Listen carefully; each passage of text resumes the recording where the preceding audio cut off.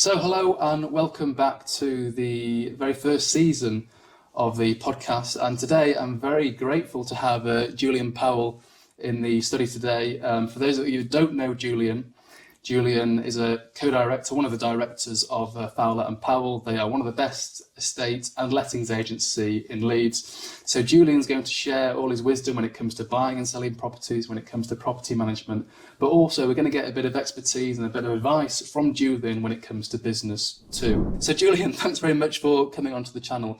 Tell us a bit about yourself, property aside. What are you into? What are your hobbies? Absolutely. Firstly, thanks for having me here today, Marco. Really appreciate it. Some kind words there. What am I into? Great question. So I have a pure passion for property. I think it probably came from my grandmother, of all people. Wow. So I grew up in London. I'm originally from London. And when I was really young, she had a really big portfolio in central London. And I mean, to be fair, at that age, from 4 onwards, I didn't really know anything about property. I knew that that's where I went home to every day and that sort of thing, but that was the extent. But I think because of that, I just sort of grew up with, loving how she used to live her life and how she did live her life when she had the portfolio. Sold most of it off now.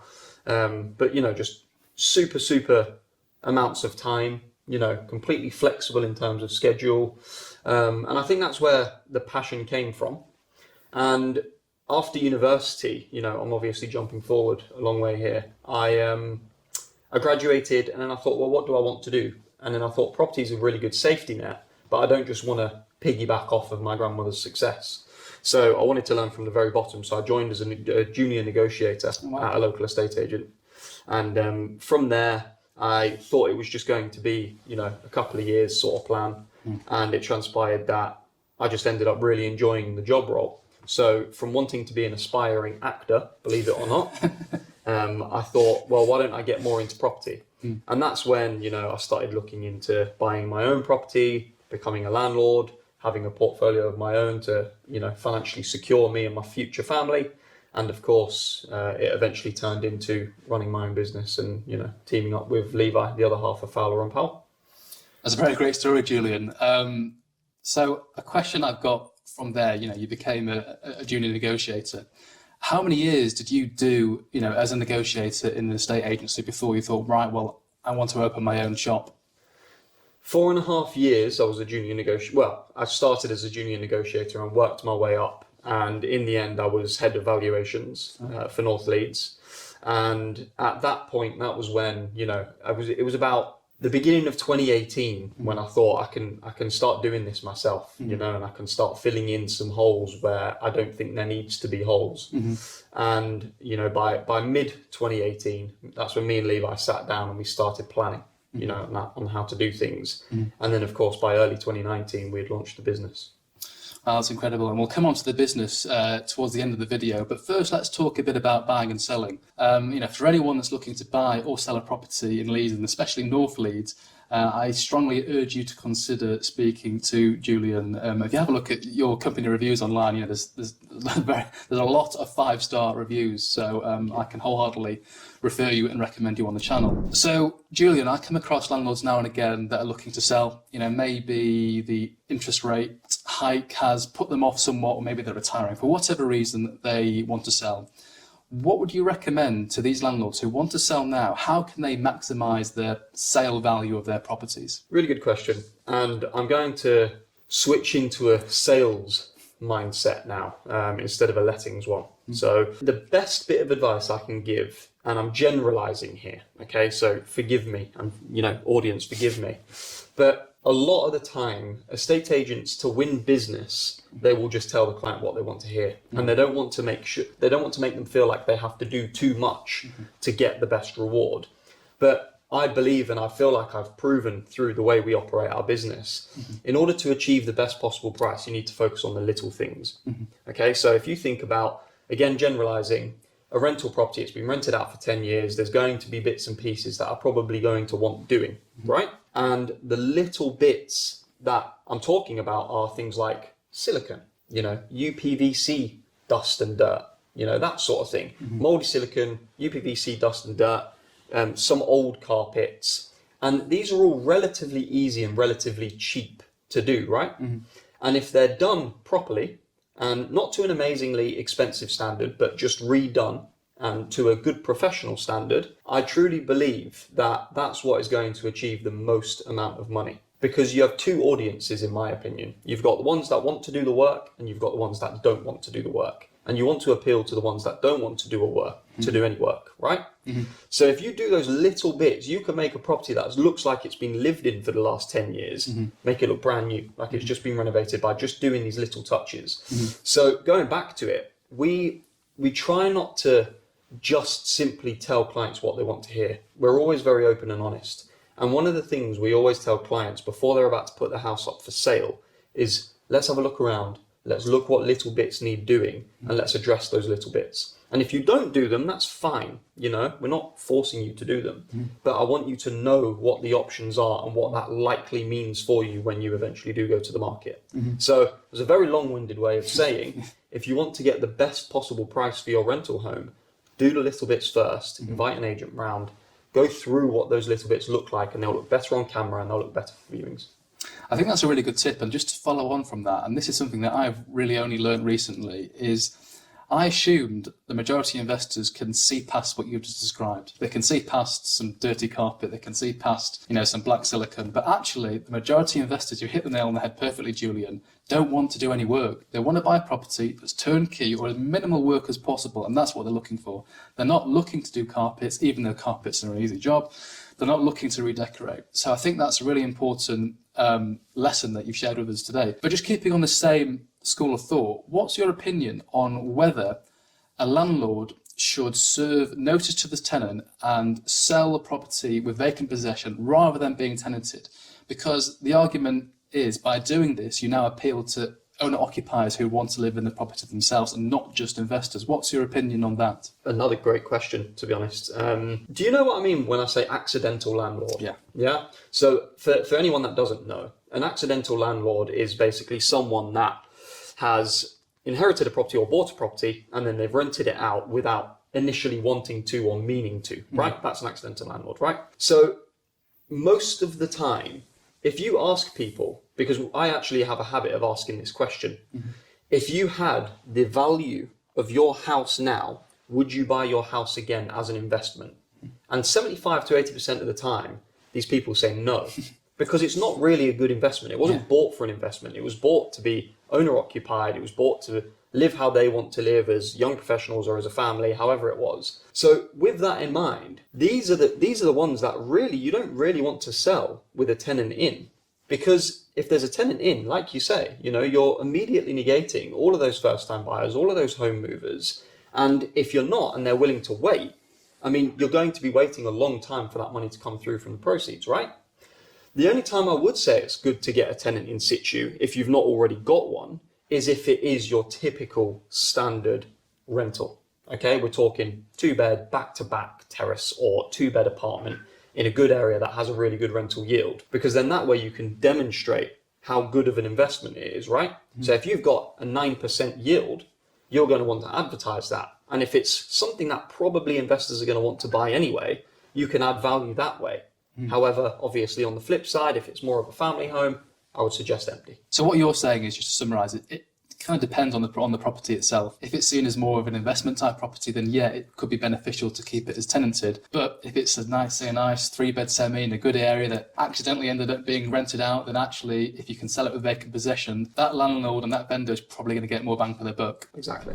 So the next question I have for Julian is what advice do you have for investors who are actively looking to buy property right now in the market? And bear in mind, it's the summer of 2023 and interest rates are above 5%. Blimey, yeah. What advice do I have for investors looking to buy now? I think if I was to summarise that into one answer, it would be a property sourcer. Okay? So like a sales agent, you employ typically, most of the time, an estate agent to sell your house because you believe that they're capable of getting the best price in the shortest amount of time, or at least a time scale that suits you, right? So for me, it's the flip now. In a slightly tougher market, you've got professionals out there that expertly source these deals. So would you pay the same, more or less, as you pay an estate agent to get the best price? Would you pay, an expert sourcer to get you the lowest possible price, which will ultimately feed into giving you the best price for your investment, right? So I think there are a lot of sources out there now, even new ones that have come into the scene, and they are worth their weight in gold.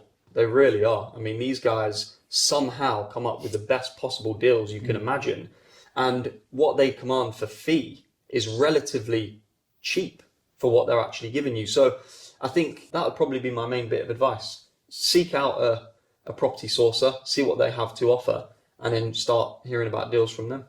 So what you're saying is, you get the sources to do all the hard work, they'll come up with the deal. And I think, as you've already alluded to, and I've come across this as well, those sources that are new to the industry and want to prove themselves, well, they're actually underselling the value. They're only charging a couple of £1,000s for a deal that they can maybe make £30,000 on. So I think that is really good, a really good tip there for anyone that is looking to buy at the moment. You can only do so much and have a specific number of relationships, but by using property sources and even other agents, that's one way that you can get access to a greater flow of deals. And it's funny, just following on from this, in the States, it's normal to have an agent represent the buyer. It's completely normal. And they'll normally charge about 3% for this line of work. So not only does this happen in the States on a daily basis, but it's actually the norm there. And it's interesting to see how this is only very slowly coming across to the UK, having an agent representing the buyer. Absolutely. And in America, I don't know if you knew this, Marco, but they charge for sale and purchase. Yeah. So American agents get probably around 6 to 7%, That's it. on one deal. That's crazy. it. If you can represent both the buyer and the seller, you've got 3 and 3, so you've got a nice commission there. Absolutely. Maybe we should move to America. Before we move on to the lettings and the property management part of this video, Julian, what is the worst advice that you hear and see in the estate agency world? The worst bit of advice I probably hear is to test the market. Yeah. I think agents, again, just in a bid to try and get the business, they'll tell the client what they want to hear.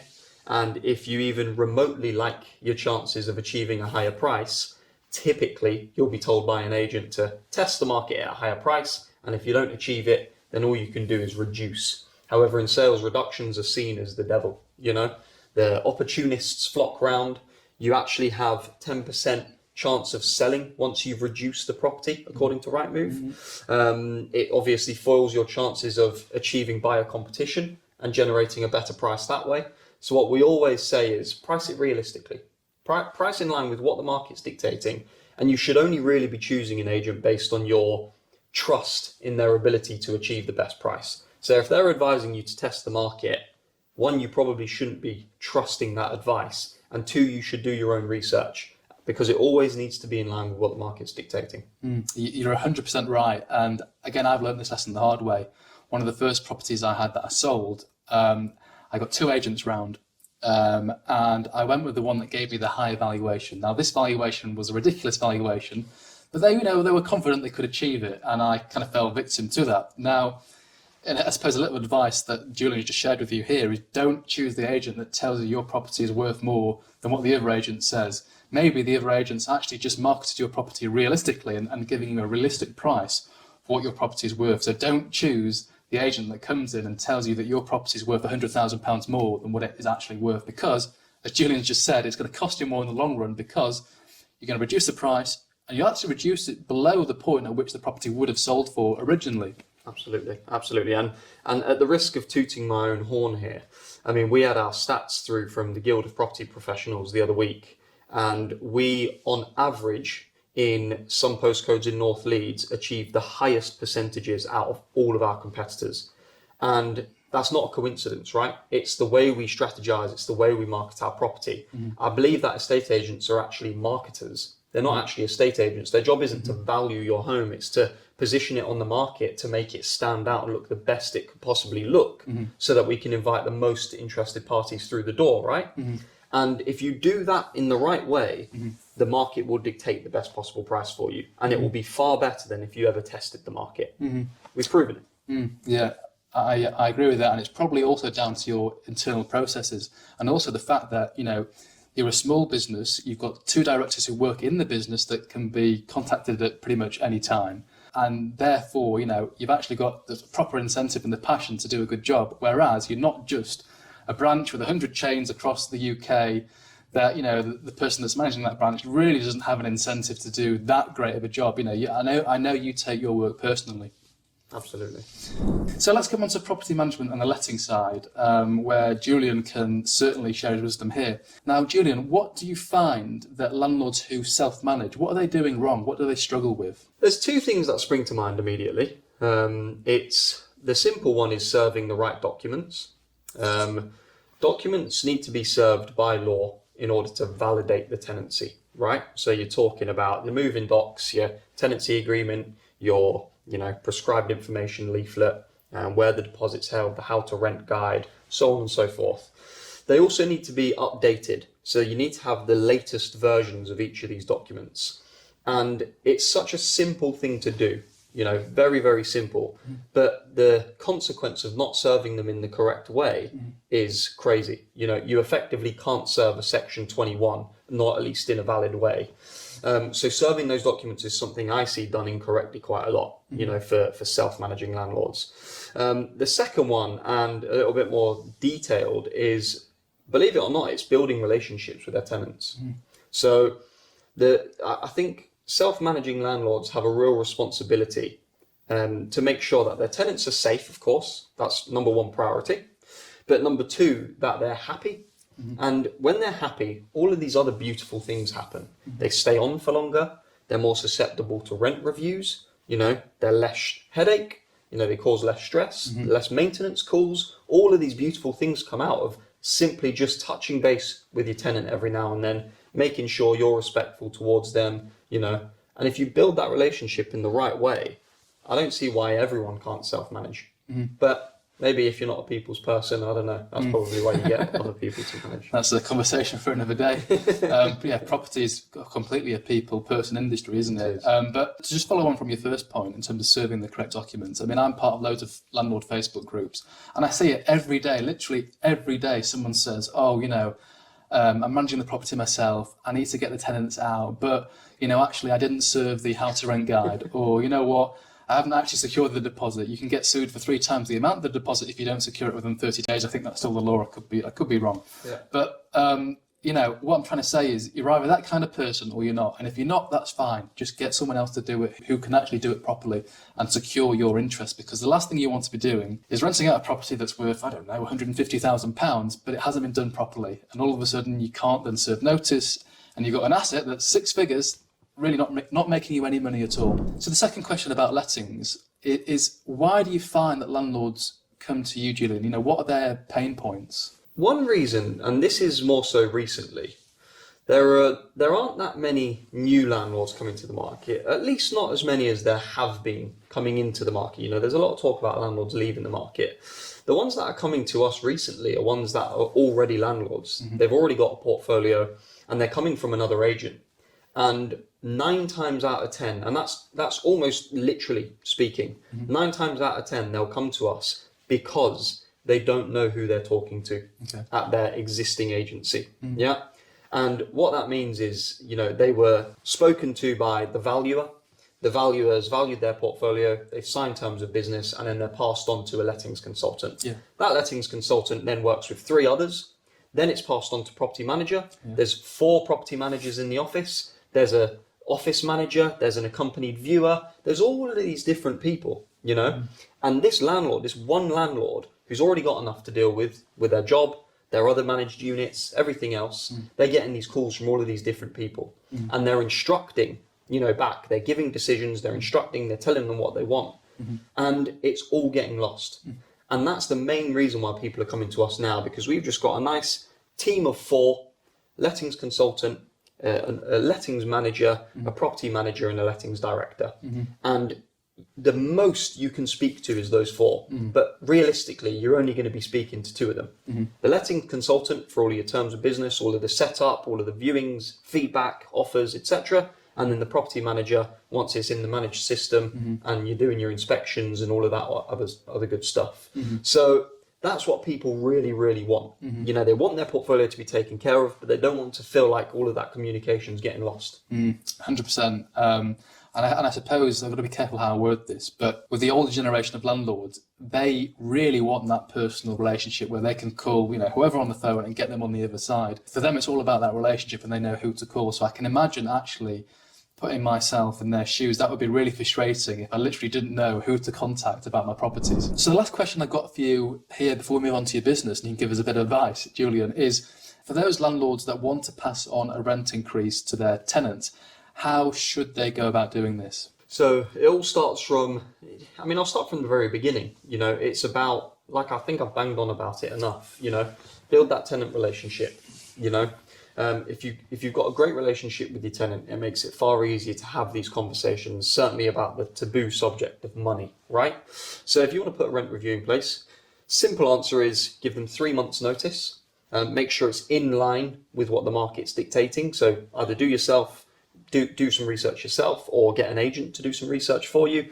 And then of course, make sure that it's not been put in place, the rent review, sooner than 12 months. So you can't put a rent review that would stand anyway, if push came to shove, sooner than 12 months, right? Yeah. So as long as you follow those 3 rules, generally speaking, you'll be absolutely fine.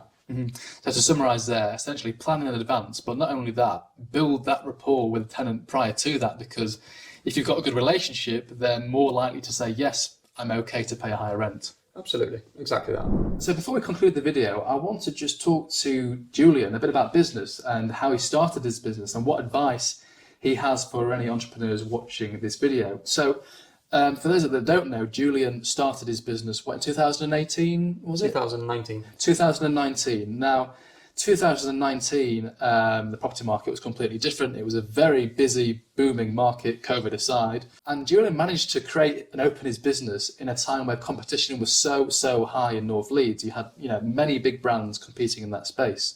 So, Julian, what's your secret? How did you manage to break through this competitive environment and create Fowler & Powell, who were going so strong, so quickly? So one of the things that we wanted to do was become more involved in the community, right? So we realised that sales, even outside of a estate agency, certainly outside of a estate agency, is, you'll have heard the cliche, people buy from people, right? And if you can create your own personal brand, not a brand, but a personal brand, who you are as a person, what you're known for, then that's what you will become. We found that there was a need for people who wanted a more personal service. And, if I had £1 for every time an estate agent said they had a personal service, I'd be able to buy, a weekly shop sort of thing. But we needed to demonstrate that. And in order to demonstrate that, we needed to live and breathe community. So what we started to do was put on events for the community. We started to volunteer more. We started to get involved in charity work. And we started to build our network. And once you built up a strong enough network, then the majority of your business will come from referrals. And without going too deep down the rabbit hole, with referrals, it makes business more enjoyable, but it also makes business come easier. Because if you've got a good network, a network of people that trust you as the go-to individual for your industry, it's really, really hard for any of your competitors to break that relationship. So I think what we did really well was to build up a network, to create a network of trust. And we had to work hard, we had to do things right, and we had to dare a little bit, and that's what we did. And that's effectively what's got us to this point. But funnily enough, I'm actually reading a book at the moment, what's called What Got You Here Won't Get You There. Yeah. So although that's been successful for us over the last 4.5 or so years, probably differences will start to come now from us. That's it. You're meant to change things slightly differently just to move to that next step. Absolutely. But yeah, following on from that, what's the famous quote? Your network is your net worth, or something like that. So, it's in property especially, it's all about who you know. And then coming on to personal brands, I can certainly vouch for that. It's all about you as a person. What do people know you as? What are you the go-to guy for? And obviously, everyone that knows you knows that you're the go-to guy for property sales, property lettings. So that's quite nice to hear. So Julian, what advice would you give to yourself, going back to you, say, as 20 years old, what advice would you give to yourself starting out now? Don't do it. There's an element of truth in that. But no, I would say start now. You know, when I was 20, I was a very different man, and I use the word man loosely. You know, I was still a boy. My mindset was completely different then. You know, I didn't read. I had no interest in any other businesses, any other individuals apart from my friends. I was very closed off. So I would probably say the reverse of those two things. Start reading now. There was one book in particular that changed my life and started me on this journey. And, you know, if I read that book sooner or read all of the other books that I've now read since I was around 24, I'm almost certain I'd be much further along, you know, and I'd know a lot more at a much younger age. So I'd be able to help more people. I'd be able to progress quicker and that sort of thing. So I'll probably say that. Read more books, start now. What was the book that changed your life, Julian? It was, you know, Robert Kiyosaki. Rich Dad, Poor Dad. Yeah, that's the one. it, yeah. It's a common one, isn't it? But the amount of people I've heard who've had aha moments, you know, light bulb moments from reading that book, and for me it was, wow, it was monumental. You know, it was almost like a physical switch being turned on. I was on holiday with my partner at the time, and I read that book, and you know, quite literally, the rest was history. You know, I just started on this journey as soon as I got back. Everything I was doing, from my routine, my mindset, my relationships, my network, everything changed. I think I went to one of his seminars about 10 years ago, and yeah, it was really interesting. It's just a different mindset, really. And then following on from the first comment, you know, which is act and do something now. That's so important, isn't it? I mean, in fact, I met an investor last week. He was telling me all this amazing stuff about property. He's clearly very educated, and he'd been doing this a long time. You know, he'd been educating himself for 5-10 years, but he doesn't have a single property. So, you know, my advice to him was act now. You obviously know it all, but do something about it. There's no point having all this knowledge if you don't act. Absolutely, absolutely. There's that Chinese proverb, isn't there? You know, the best time to plant a tree was 20 years ago, and the second best time is now, right? I used that about half an hour ago as well. Yeah, that's a very nice quote, and that quote we can also attribute to property investing, which is when I used it. You know, obviously the best time to buy property isn't now. It was 20 years ago when prices were, you know, 25% of what you're buying it now. It's very easy for us to say this being relatively young males, but even if you're, you know, slightly older than us and you're still looking to invest in property, start now. You know, you may as well start now because you want to benefit from that capital appreciation. You want to benefit from that rental income going forward, and you've got to give yourself as many years as possible to benefit from, especially capital appreciation. Because yes, prices may not change every year or two, but over the decades and 10 years, you know, we've had a very good past 10 years, and let's hope going forward we're going to have another favourable 10 years in the long run. Yeah, absolutely. So, final question for Julian: do you have a quote or a phrase that you live by? Not so much a quote or a phrase. I live by two things. One is my burning desire, and a lot of people will have heard that from Napoleon Hill, who is the author of Think and Grow Rich. It's probably my favourite book, or at least top 3. And effectively, it's, you know, you write out what it says on the tin, what your absolute burning desire is, what you want your life to look like. And I read that every morning and every night. And that's what I live by. The second thing is, although I'm not a poet, and it's probably to a poet, maybe a bit of a cliche, but it's If by Rudyard Kipling. Yeah. You know, it's a really, really well-known one, but I think it just summarizes, in my personal opinion, exactly how a man should live. You know, and I know there'll be millions, billions that disagree with me, but if you haven't read that poem, you know, to your audience, read it, you know, because it's powerful. My mum gave it to me on my 28th birthday. Okay.